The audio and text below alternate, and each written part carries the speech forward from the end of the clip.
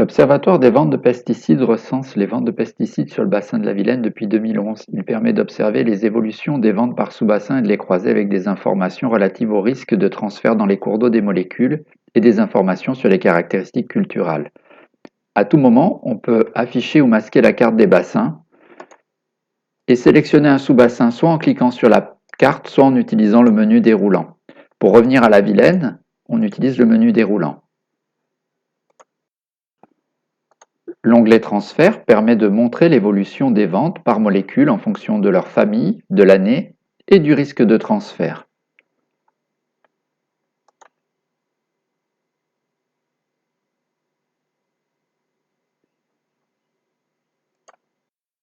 L'onglet Caractéristiques culturales montre le rang du sous-bassin en termes de culture et de surface agricole utile, ainsi que la composition de ces cultures. À droite, on a la part en pourcentage des types de cultures du sous-bassin. L'onglet Tendance bassin permet de comparer la tendance des ventes entre le sous-bassin et l'ensemble de la Vilaine.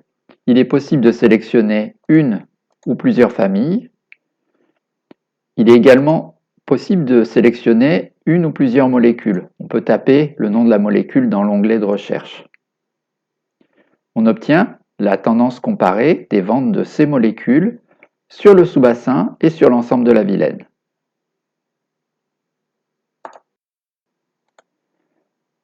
L'onglet Ventes permet d'afficher un tableau des ventes pour le sous-bassin et de l'exporter vers Excel. Donc on sélectionne d'abord les années qu'on veut afficher et ensuite les types de molécules. Par exemple ici les insecticides.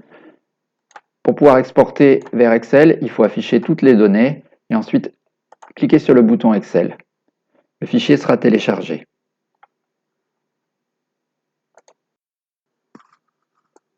L'onglet Toxicité présente la même information que l'onglet Risque de transfert, mais en ramenant les substances sur le troisième axe avec une métrique permettant de croiser la quantité vendue avec la dose journalière admissible.